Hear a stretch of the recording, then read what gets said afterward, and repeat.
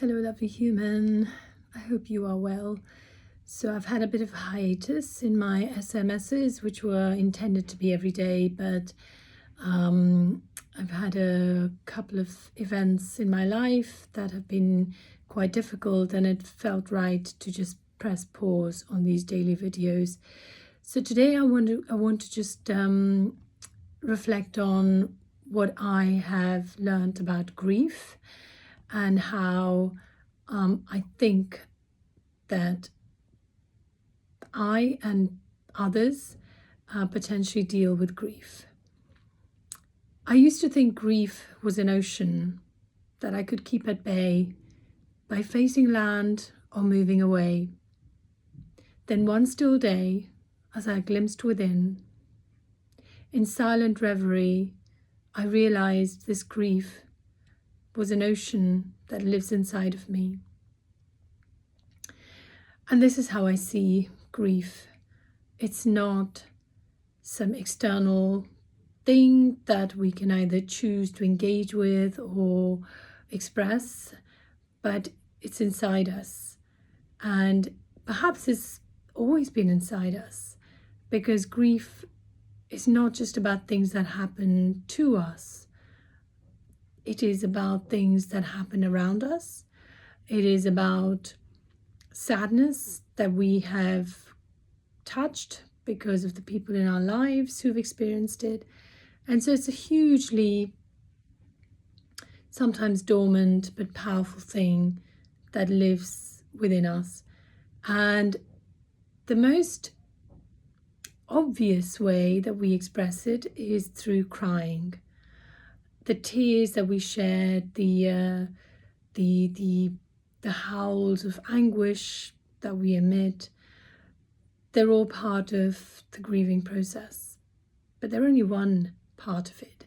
It's almost like this ocean is contained within the infinite space in our hearts, but even within that infinite space, this ocean sometimes can spill over.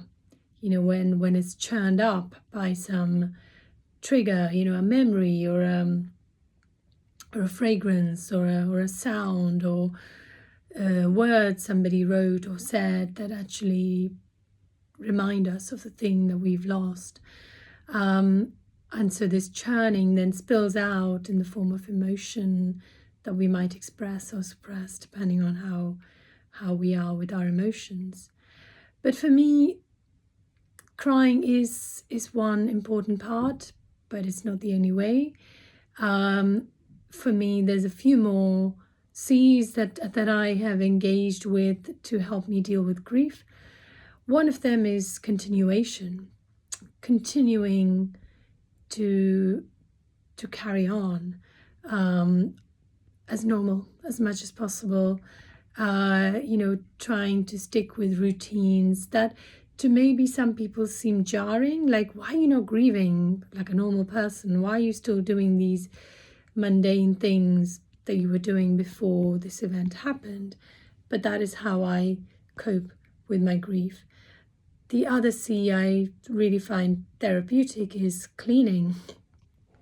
It may sound counterintuitive, may sound like a chore. Why would you engage in something so menial when crying would be so much more effective? But for me, there's something healing about working with inanimate objects or even living things that can't clean themselves, and that includes caring for someone who's unable to care for themselves, whether you clean or whether you connect or you care for them.